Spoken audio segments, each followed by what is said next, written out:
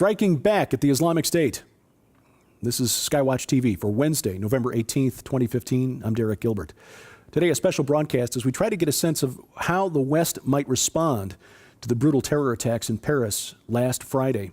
We turn to a man who has been strategizing against this type of terror for years. Retired U.S. Army, current Pentagon strategist, frequent news contributor to cable news networks, Fox News, CNN, and the author of the new book, Never Submit: Will the Extermination of Christians Get Worse Before It Gets Better? We welcome Lieutenant Colonel Bob Maginnis to the program. The attacks Friday night were a real jolt. And we've seen the French now making some calls for some changes in policy in Europe, even to the point of reinstating internal border controls. And, of course, they've taken some military action as well, launching airstrikes against the Islamic State's capital, Raqqa, in Syria. First of all, just to get your sense of the situation, was the fact that the Islamic State, presumably the guilty party here, was able to carry out these attacks in Paris, did it surprise you at all? No, it didn't, Derek. I've been tracking this for years, and especially as ISIS, certainly for the last year and a half. And I've just published today my 235th report on ISIS. So I've been following it very closely. And of course, I've lived in Western Europe. In fact, my father still lives there. I've known about the increase of Islamists throughout the region and the violence associated with their failure to assimilate and the threat that they pose for the general culture. The fact that we've experienced over the last number of months a tsunami of refugees, some of which included ISIS sympathizers, and in fact, if you believe recent reports out of British newspapers, up to perhaps 4,000 of those refugees have been ISIS fighters themselves. We know that one of the suicide bombers at the stadium there in Paris on Friday night was carrying a Syrian passport that apparently he acquired on the 5th of October on a Greek island as he had fled to that island. And then subsequently, days later, he crossed Croatia and eventually into Paris. We also believe that this man, amongst others, were coordinating, based upon reports in the New York Times, with people back in Raqqa, Syria, allegedly the ISIS command, on the planning, the resourcing, the execution of the simultaneous attacks on 6 locations in Paris on Friday night. So, no, I'm not surprised. It is a war.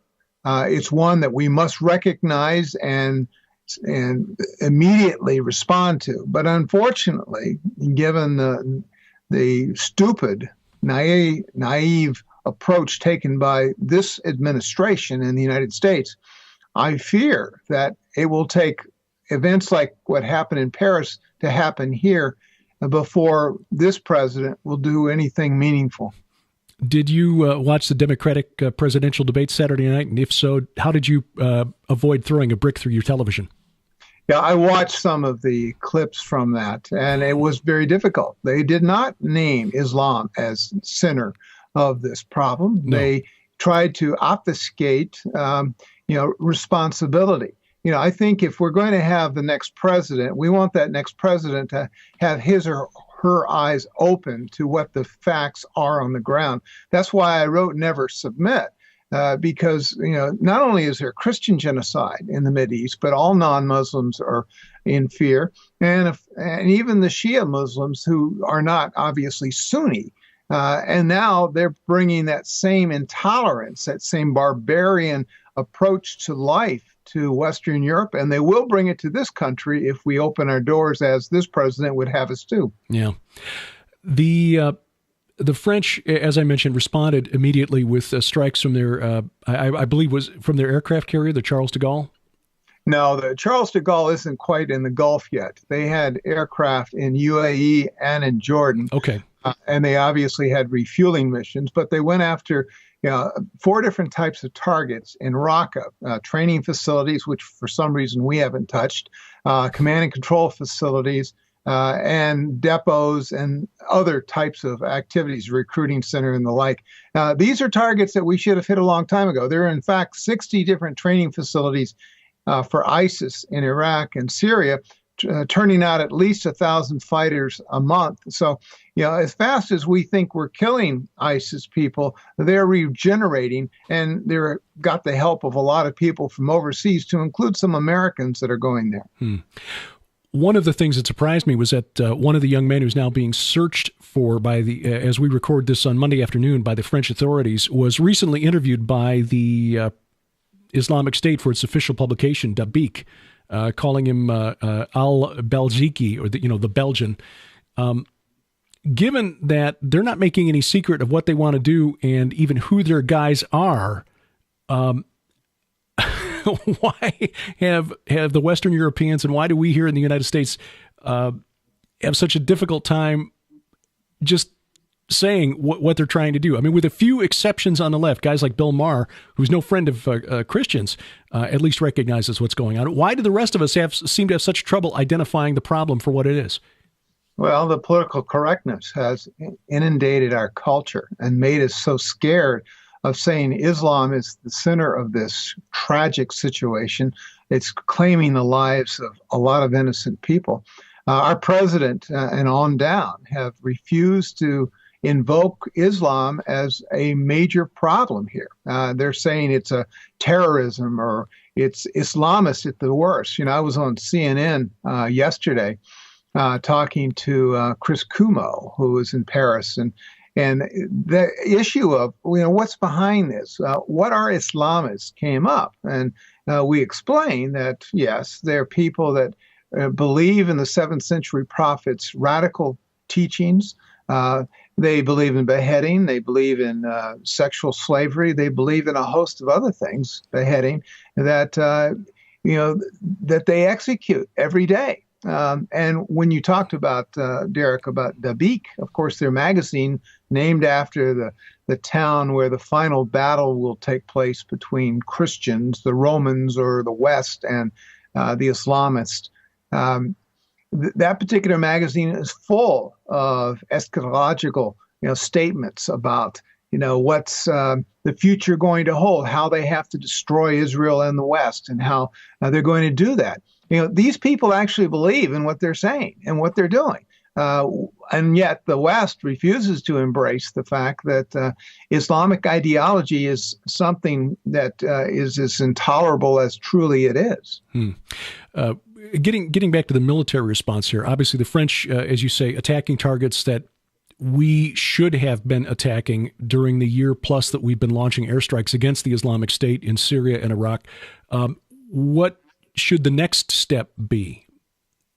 Given that the Islamic State appears to be really good at dispersing when they're under fire and very mobile in its tactics, I guess what I'm asking in a roundabout way is, have our military strategists in general adopted the kind of thinking necessary to attack an asymmetric warfighting unit like the Islamic State?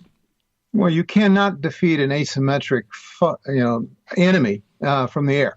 You just can't do it. Now, you can pinpoint, like Jihadi John we got the other day with a drone strike from a Hellfire missile. But ISIS has adopted. They know that, we know where their facilities are, and so they move all the time. They are well dispersed. I seriously doubt on Sunday that the French killed all that many important people when they went after those 4 sites, even though they dropped some heavyweight bombs and supposedly surprised. But al-Baghdadi said, no, we're going to be prepared. We're going to disperse. The only way to defeat an enemy like this is on the ground. You need air support, but you have to do it on the ground. Now, who's going to do that? Well, obviously, the Russians have 4,000 people in country, some of which are on the ground, though they don't acknowledge it. And they're, working with the Assad regime and some of their key allies. But if we want to destroy ISIS, and I think that they must be destroyed, it's going to take a coalition, and I believe the U.S. has got to lead. Now, the Turks have already indicated they're willing to join a coalition, but it has to be led and it has to be joined by others. The Arabs aren't going to help much. Saudi Arabia is virtually worthless when it comes to fighting, other than among themselves in Riyadh. In fact, it's interesting. The Iranians threatened today that they would attack ISIS if they even come close to the Iranian border. And yet, I think that ISIS right now is not going to play with the Iranians because they know that they're serious. So if we want to destroy, as President Hollande of France has said, we have to build a unified coalition, and it has to include a lot of partners, much like the 17 nations that met today in Vienna. Foreign ministers got together, and they were trying to chart a roadmap for a resolution of the civil war in Syria. Well, I don't have a lot of confidence in them, much less in the Russians who are with them. But if we want a solution to this, and we need one soon, before it metastasizes even far more than it already is, then we've got to go in there and we have to remove this scourge. What's the risk of creating an incentive for more young Islamic men around the world to flock to Syria if we put boots on the ground? Well, you put boots on the ground, much like we did in 2003. I think when President Bush sent troops in there, we did instigate a civil war and an insurgency that was unnecessary. I worked against that behind the scenes, and yet the Bush administration said they knew better. So as a result, we had a civil war. We had ISIS created and the like. This time, we have to be very careful. Yes, a civil war has already been going on for more than 4 years. So what we're going after is one element of that civil war. And of course, that didn't dictate who's going to end up in charge. Likely, if Putin has his way, the Alawites either under Assad or under another similar butcher will continue to have authority in Damascus, because I think that is almost inevitable unless you want to somehow remove the Russians from the equation. No one said this is a simple situation. It's incredibly complex. But, I said earlier today, I think about a contingent of 100,000, well-fortified, plenty of air cover. But you're going to have to go into a lot of small villages, a lot of towns, and you're going to have to clean out the barbarians. And that's essentially what you have. Then you've got to take over the cyber part. You have to shut them down, their social media. And then, of course, you have to be aggressive across the world, where they've already seeded many of these wannabes through radicalization. And there are a bunch in the United States, and we know that. And in fact, today they threatened to attack Washington, D.C. in a publicized video. So there are a lot of issues here. I address a lot of those and never submit. And at this point, I think that our president, though I don't expect him to do any of this, I think he's going to kick the can and expect the next president to do it. And we just need to hope and pray that we have someone that is willing to listen to those of us that understand the threat and are serious about following through.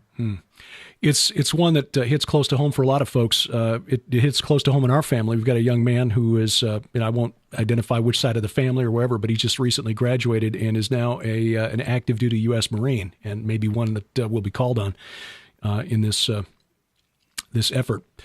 The G20, as we talk, meeting in Turkey right now, and given that most of the pictures that we've seen, the handshakes of various heads of state, are just photo opportunities. And the real heavy lifting is being done behind the scenes by persons such as yourself, having to figure out strategy. How do we actually accomplish what we want to accomplish? And recognizing that the presence of Russia and Iran on the ground in Syria, Hezbollah on the ground in Syria, complicates things. We've already got a handful of special forces troops in Syria or on their way. If we put more on the ground there, how difficult does it be to avoid a situation where somebody drops a bomb on somebody else's forces and the situation blows into something much bigger? Well, I would start by establishing a no-fly zone and a no-ISIS zone so that refugees that are fleeing the violence would find safe haven, and that could easily be in northwest Syria. The Turks have been calling for that for some time, but President Obama has rejected. As far as deconflicting, of course, we already have a red line with Moscow trying to deconflict our aircraft flights, and it has been nip and tuck. So have the Israelis with the Russians. That's something that has to be well coordinated. But once you have a no ISIS zone established, then you can begin combat operations. And I would basically use terrain features and say, okay, Russians, you've got all the terrain on this side, and this coalition will take all the terrain over here, and will deconflict along the boundary between the two any air or ground operations, which there probably won't be a lot, especially if you make it a well-defined terrain feature. And then, just methodically go after ISIS. Now, as soon as you start this, they're going to spread like rats off a sinking boat. Mm-hmm. And so you have to make sure that the Jordanians, the Turks, the Iraqis, their security forces, the Saudis, and even the Israelis and Lebanese are prepared for the infiltration of radical Islamists. Now, I think that that's doable, but certainly before you put a large ground contingent, that has to be an understood proposition. And I think that those nations will cooperate. But then, once you have them in place, kind of blocking actions throughout the region, then you go in methodically into every single nit and cranny, every hole in that part of the world, and chase them out. And if they don't surrender, then you have to kill them. It's not rocket science. There's no trick, special strategy here or tactic that will make this easier. It's basically going to come down to the guys, the basic soldiers going in there and one by one putting themselves in putting themselves in harm's way in order to get this done. Absolutely. You can't turn the entire desert into a sheet of glass using napalm as we did in Vietnam, or even nuclear weapons. What you have to do is to clean it out. And anyone that goes in and cleans out, a home, you have to look in every corner.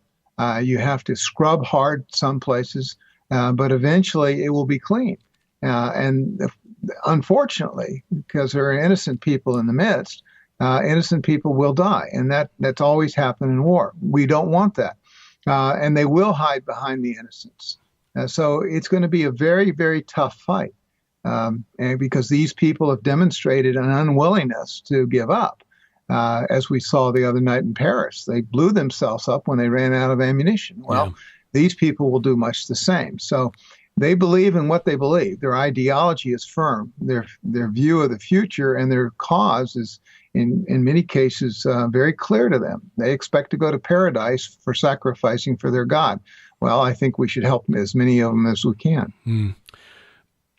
Shifting gears a little bit, and drawing on your experience as a resident, someone who lives in or has lived in Western Europe, and you say your father still is living over there.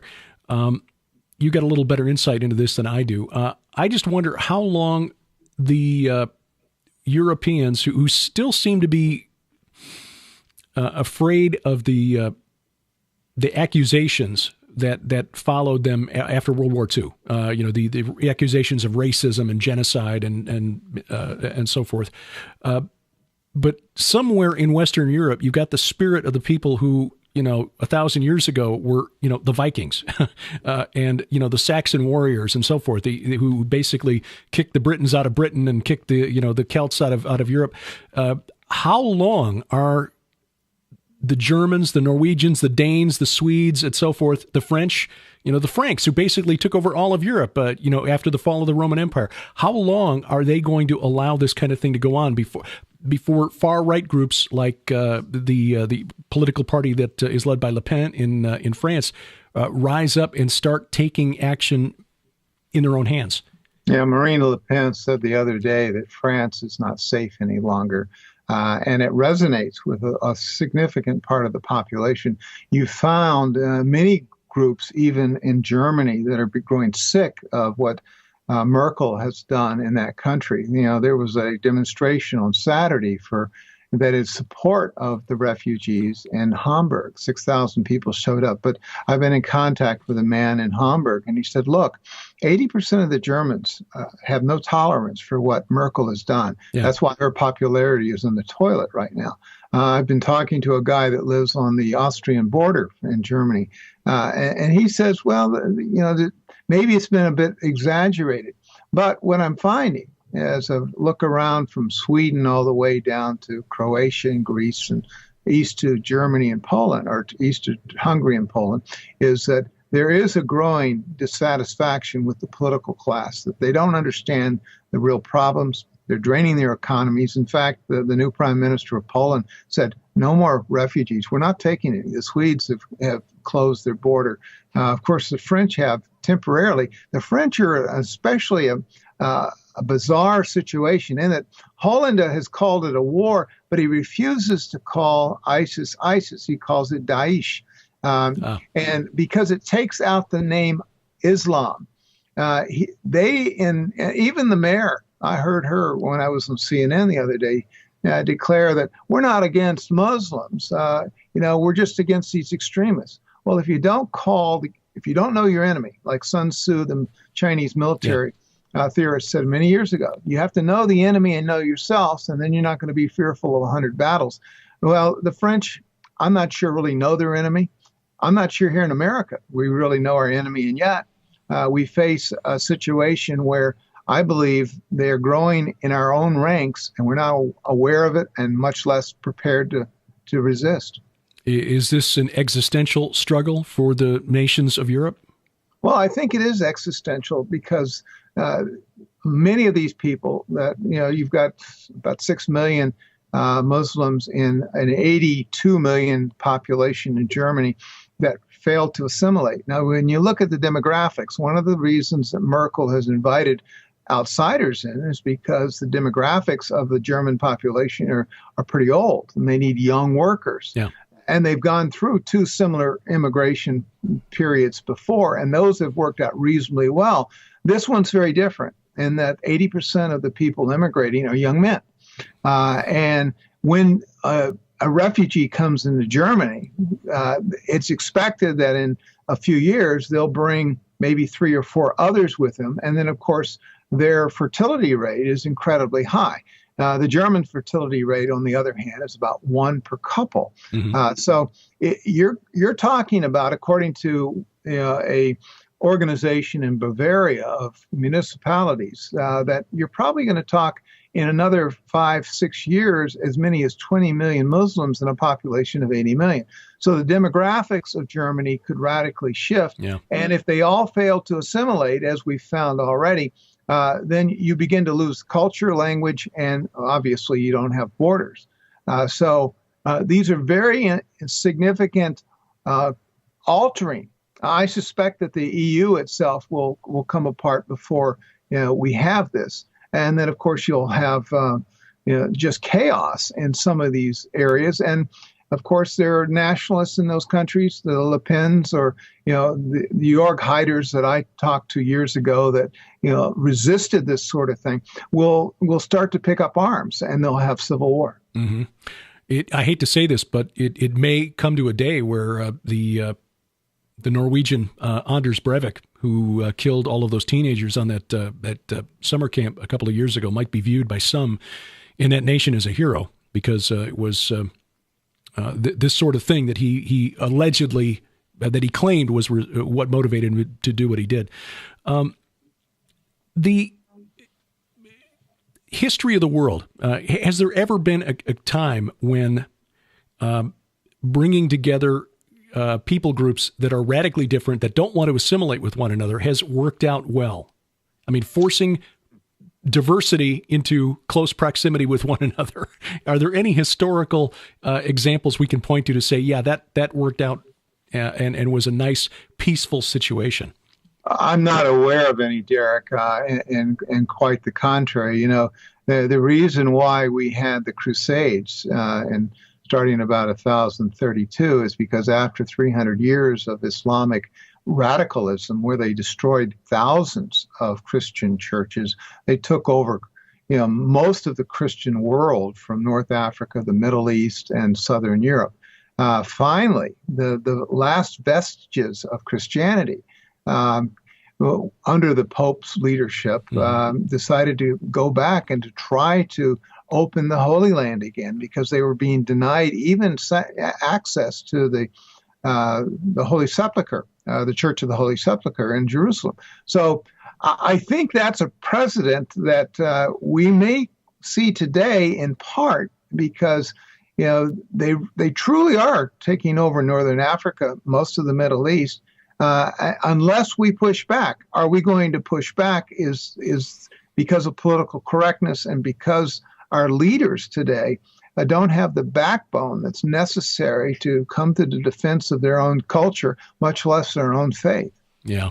When we got political leaders saying or blaming this situation on climate change or the lack of jobs, it's clear that they've fundamentally missed the problem.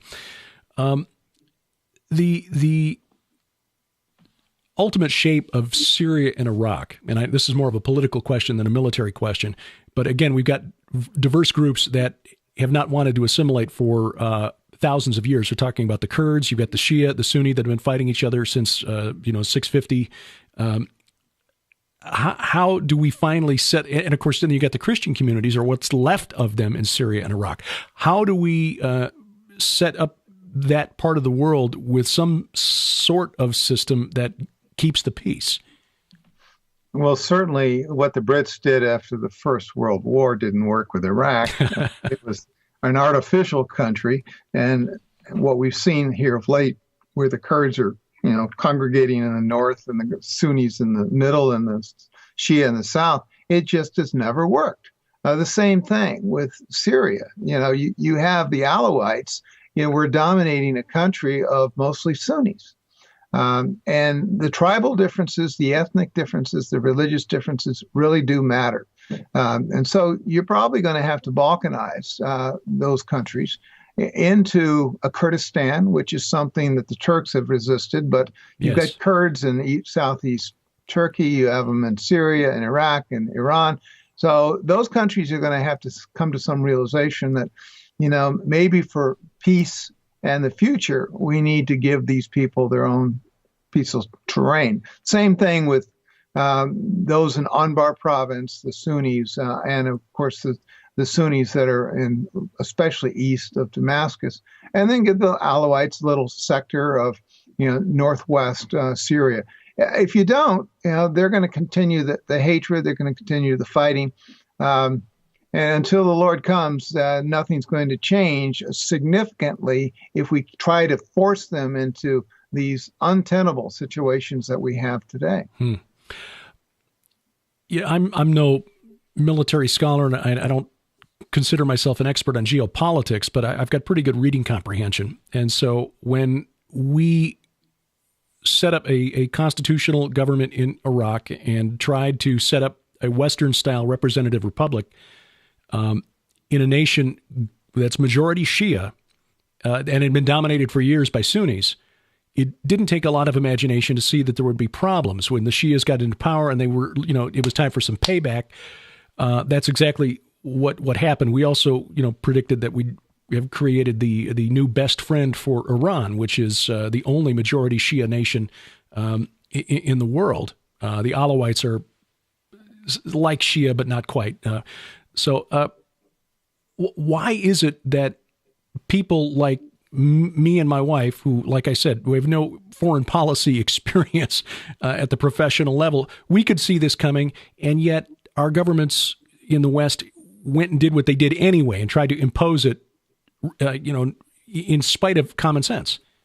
During before 2003 invasion we did in Iraq, under Saddam Hussein, though a terrible dictator and very cruel to his people, at least it was a golden age for Christians. They were allowed to worship openly.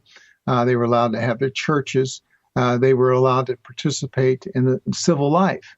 But of course, once we invaded and we created such a chaotic situation, the Civil War was generated. And then we tried to impose our democratic understanding. Years ago, I was in at a conference in Western Europe, and I spoke about the post-Soviet Union and how it was Christian principles that were imposed that radically changed and ultimately, I think, brought about the end of the Iron Curtain. A Polish priest came up and said, "You're right." But then a man out of Ramallah, Israel, came up and he lambasted me. He said, "It's not Christian principles." He took it as denigrating Islam. Well, the fact is that the way in which the Islamic world views itself and those around it is so radically different from the Christian message. And yet our naive thinking politicians that say, well, we're going to go and democratize a country locked in the 14th century like Afghanistan, or one that's been in terrible strife for hundreds and hundreds of years like Iraq, it just doesn't, it's just not common sense. And yet they have no understanding of history. They have no understanding of religion. They have no understanding of just human nature, given what's going on there. And yet, we've had leaders that would stand up and tell the American people, this is the way ahead. And then we just blindly sit back and allow this to happen. And we end up spending $1 trillion and wasting 4,000 of our young lives. Yeah. Yeah. And that's the tragedy of it, Bob. I have never served, but I come from a long line of folks that have been in this continent for over, going on 400 years and fought in just about everything, from the Indian Wars of the 1760s, the War of 1812, Civil War, World War I. It's been hard watching, and again, having family members who are in the service now and seeing what's taking place overseas. And sadly, it appears that there will be more young American blood shed in order to try to clean up a mess that we have, at the very least, facilitated through our foreign policy there over the last 20 years. We appreciate your expertise, your analysis, and again, your willingness to come on such short notice here. And I'll remind viewers that the interview with Colonel Maginnis about his new book, Never Submit, will be on SkyWatch TV in just a couple of weeks, first week of December. And I think you'll be blessed by that and also blessed by the book. Colonel Maginnis, thank you again for your service and for your time today. Thank you, Derek. Colonel Maginnis, the author of the new book, Never Submit, Will the Extermination of Christians Get Worse Before It Gets Better? A book that documents the threat posed by Islam, and not radical Islam, but Islam. As other scholars have pointed out, such as Dr. Timothy Furnish, the publisher of the website MahdiWatch.org, the Islamic State isn't hijacking Islam. The Islamic State is practicing a purer form of Islam. They've rolled the clock back 1,300 years, and they believe, and this is documented from their own writings, that they are fulfilling Islam the way Muhammad intended. How do we respond to that? Colonel Maginnis documents it in his book, Never Submit, looking at the threat, but also proposing some concrete solutions on how we can protect ourselves and the remnants of the Christian communities still in the Middle East. And you can get a copy of this new book from SkyWatch TV.